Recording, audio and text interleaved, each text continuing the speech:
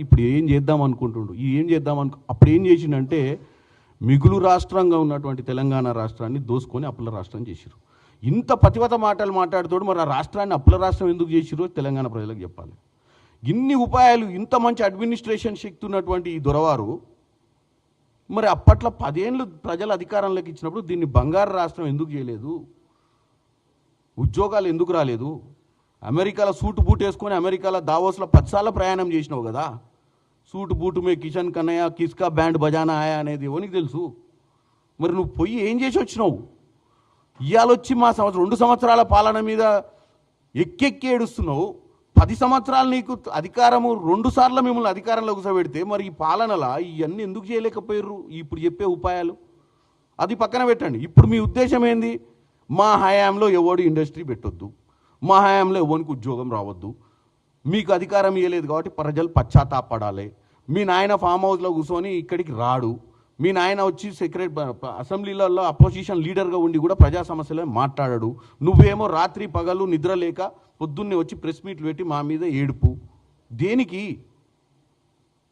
నిజంగా నువ్వు 10 ఏళ్లలో మంచి చేయలేదు, ఇప్పుడు ఏదో మంచి జరుగుతుంది రాష్ట్రానికంటే ఎవడు ఇండస్ట్రీలోని భయపెట్టిస్తావు? మేము మళ్ళీ అధికారంలోకి వస్తే మీ అయ్యా జాగిరా అధికారంలోకి రానికి? ఇది మననే కదా జూబ్లీహిల్స్లో మనకు సినిమా చూపించింది, అంతకుముందు కంటోన్మెంట్లో చూపించినాం కదా, అంతకుముందు పార్లమెంట్లో చూపించినాం కదా, అంతకుముందు మిమ్మల్ని ఇంటికే పంపించినాం కదా. ఇంకా కూడా మీ అహంకారం ఏంది మీరు వార్నింగులు ఇచ్చేది ఇండస్ట్రియలిస్టులకు? మీరు ఇళ్ళ తీసుకుంటే మేము వచ్చినాక కూడా ఏంది కూడా బిక్కునేది నువ్వు? అంటే తెలంగాణ ప్రజలు ముఖ్యంగా గమనించాల్సిన విషయం ఏంటంటే వాళ్ళ యొక్క యాటిట్యూడ్ని మీరు గమనించండి. ఎందుకంటే మీకు ప్రజలకు కూడా చాలా తెలియకలవాలి. వీళ్ళ యాటిట్యూడ్ ఏంటంటే మా 10 ఏళ్లలో మేము చేయలేదు, మా 10 ఏళ్లలో మేము దోసుకున్నాం, ఇంకా దోసుకునేది ఉండే మిగిలిపోయింది, ఈ రాష్ట్రంలో దోసుకోవాల్సింది మిస్ అయ్యి ప్రభుత్వంలోకి రాలేదు, ఇప్పుడు ఈ ప్రభుత్వం ఏం చేసినా మేము ఊకోము, మంచి చేయకుండా చూసే అటువంటి బాధ్యత మాది అన్నట్టు వ్యవహారం ఉంది తప్ప మీరు ఒక కన్స్ట్రక్టివ్ అపోజిషన్లో ఉన్నటువంటి లీడర్గా లేరని నేను కేటీఆర్ గారికి చెప్తున్నాను.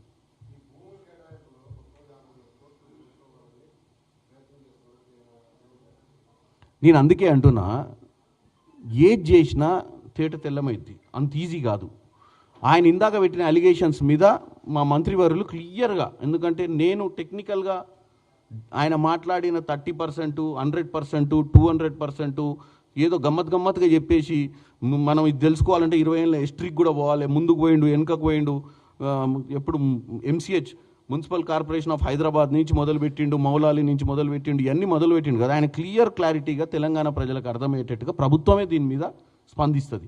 ఈలోపు నేను ఎందుకు చెప్తున్నా అంటే ఈయన పెట్టే ప్రతి ప్రెస్ మీట్ కూడా, ఎందుకంటే ఆయన 50,000 కోట్ల 5 లక్షల కోట్ల టోటల్గా 5 లక్షల కోట్ల స్కామ్ అని చెప్పిండు.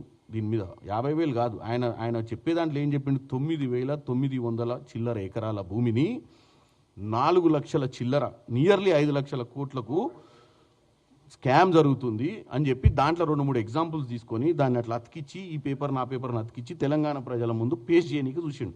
డెఫినెట్గా దీన్ని తేట తెల్లం చేస్తాం. ఎందుకంటే నేను ముందుగా అలర్ట్ చెప్తున్నా తెలంగాణ ప్రజలకు, ఆయన చెప్పిన తర్వాత దాన్ని వాళ్ళే రీళ్లు చేసి రకరకాలుగా చేసి తెలంగాణ ప్రజల విషబీజం నాటే ప్రయత్నం చేయకముందే నేను చెప్తున్నా, ఇవన్నీ కూడా కేవలం ఈ హయాంలో ఏం జరగొద్దు. వాళ్ళు 24 గంటలు ప్రజాస్వామ్యం గురించి ఆలోచిస్తలేరు. ప్రజలు ఓట్లేసిర్రు, ప్రజలు ఓట్లేసి కాంగ్రెస్ని అధికారంలోకి తెచ్చిన దానికంటే ఎక్కువ ప్రజలు ఓట్లేసినందుకు ప్రజలు బాగుపడొద్దు అని ఆలోచించేటువంటి తత్వాన్ని నేను తప్పుపడుతున్నా.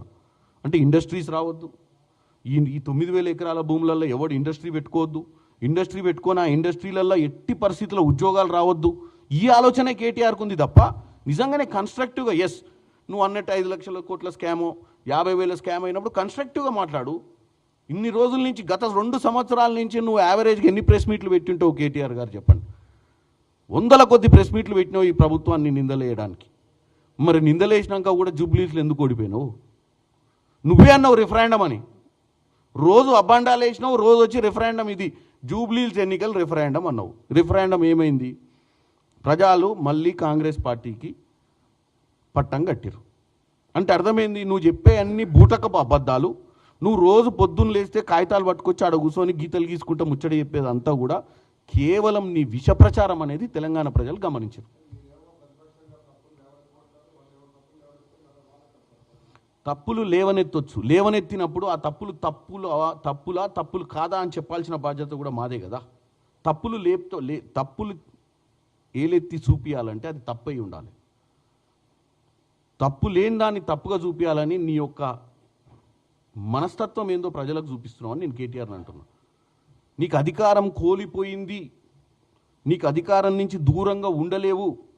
నువ్వు రోజు పొద్దున్న లేచి నా అధికారం పోయిందని గమనించి ఇమ్మీడియట్గా అధికారంలోకి రావాలని నీ తాపత్రయం ఇట్లా జరగదు. ఇది పంచవర్ష 5 ఏళ్ళు ఉంటుంది ప్రభుత్వం. నువ్వు ఏ ప్రయత్నం చేసినా 28లో చేయాల్సిందే. నీకు ఈ నెల రోజులలో నిన్ను తీసుకొచ్చి అధికారంలో కూర్చోబెట్టరు ప్రజలు. ఎందుకు కూర్చోబెట్టరు అంటే అది ఒప్పుకోదు రాజ్యాంగం. దాన్ని అర్థం చేసుకోమంటున్నా. Constructive opposition role. ఆయనకు అంత ఓపికంటే వాళ్ళ నాయనని తీసుకొచ్చి అసెంబ్లీలో కూర్చోబెట్టమను, లేదా ఓ పని చేయమనండి, వాళ్ళ నాయనని బతలాడుకొని అపోజిషన్ లీడర్ పొజిషన్ తీసుకోమని చెప్పండి. ప్లస్ కన్స్ట్రక్టివ్ అపోజిషన్ అంటే ఏంది? ఇండస్ట్రియలైజ్లను భయపెట్టించుడు కన్స్ట్రక్టివ్ అపోజిషనా? మళ్ళీ మేము అధికారంలోకి వస్తే మీ ఇండస్ట్రీలు అన్నింటినీ మీరు ఇప్పుడు పెట్టుకున్నా మేము ఊకం ఉడబిక్తాం, మేము అధికారానికి రామనుకుంటున్నాం అని భయపెట్టించుడు గొప్పతనమా? గత 2 ఏళ్ళ నుంచి ఆయన చేస్తుంది ఏంది? వాళ్ళ హయాంలో నిజంగానే నిజంగా ఒకటి తెలంగాణ ప్రజలు గమనించాల్సింది ఒకటే. ఈరోజు రేవంత్ రెడ్డి గారి కుటుంబంలో ఎంతమంది ఎమ్మెల్యేలు, ఎంతమంది ఎంపీలు, ఎంతమంది మినిస్టర్లు? ఒకవేళ రేవంత్ రెడ్డి నిజంగానే వాళ్ళ అన్ననో తమ్మున్నో ఎంపీ చేసుకోవాలంటే చేసుకోలేకపోయిందా? కేటీఆర్ చేసుకున్నట్టు, కేసీఆర్ చేసుకున్నట్టు. ఒక్కటే ఒక ఎగ్జాంపుల్, నీ కుటుంబంలో నువ్వు 5 లీడర్లు చేసుకున్నట్టు ఆయన కుటుంబంలో ఆయన ఎందుకు చేసుకోలేదు? ఎందుకంటే ఆయన ఎప్పుడు ఒకటే కండిషన్, నేను రాజకీయాలకు వచ్చిన నా కుటుంబానికి రాజకీయాలకు సంబంధం లేదనేది. ఇప్పుడు వాళ్ళని ఎట్లా బ్లేమ్ చేయాలి? నువ్వు ఎవరో ఏదో ఒకటి చేసుకుంటు బతకనికి ఏదో ఒకటి చేసుకుంటుంటే దాన్ని తీసుకొచ్చేసి ప్రతిదీ వాళ్ళ స్కామ్లలో వాళ్ళ పేర్లు తీసుకొచ్చేసి తెలంగాణ ప్రజల ముందు వాళ్ళని దోషులుగా నిలబెట్టడం ఏంది? అల్టిమేట్ టార్గెట్ వాళ్ళది రేవంత్ రెడ్డిని బద్నాం చేయాలి. కాంగ్రెస్ పార్టీని అధికారంలో చూడలేకపోతున్నాం, అది రేవంత్ రెడ్డి గారు ముఖ్యమంత్రి అసలే చూడలేకపోతున్నాం అనేటట్టు కనపడుతుంది తప్ప దీంట్లో ఏమాత్రం కన్స్ట్రక్టివ్ అపోజిషన్ లేదని నేను చెప్తున్నాను.